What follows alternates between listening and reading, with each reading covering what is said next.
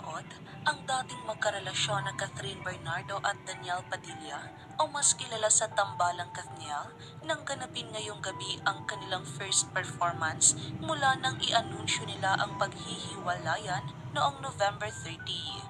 Isang dance number ang ginawa ng Kathniel sa ABS-CBN Christmas Special ngayong hapon December 13. Hinangaan nga ng marami ang pagiging professional ng dalawa dahil sa likod ng kanilang mga personal na issue ay mas nanaig pa rin ang kaayusan sa kanilang trabaho.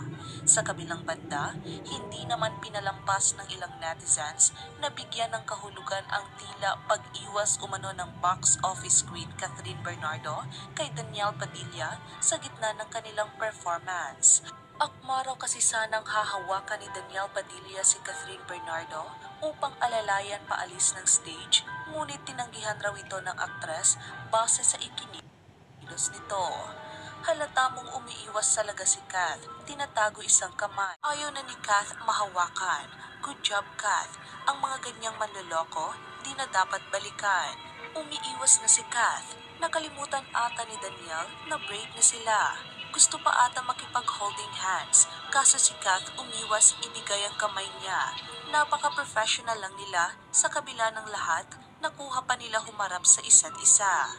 Ngunit pagtatanggol naman ng ilan ay nakalimutan lamang umano ni Daniel Padilla na may entrance pa si Gary V at niremind lamang siya ni Kath na huwag munang umalis kaya napakamot na lang ito sa kanyang ulo.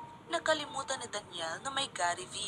Papaunahin niya sana si Kath sa paglalakad kasi akala niya tapos na. Pero sabi ni Kath, papasok pa si Gary V. Kaya napakamot ulo si Daniel dahil nga nakalimutan niya. Panoorin niyo kasi maigi. Okay naman pala sila. Nakalimutan lang ni Daniel na papasok si Gary V.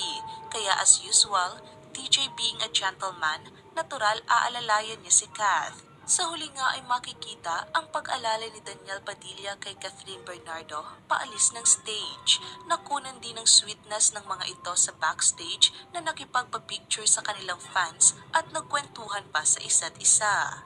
Maraming netizens nga ang kinilig sa naging performance ng Kathniel kahit pa man hiwalay na ang mga ito. Hindi nga maitatanggi na napakalakas pa rin ang chemistry ng dalawa na rason kung bakit sinuportahan ng marami ang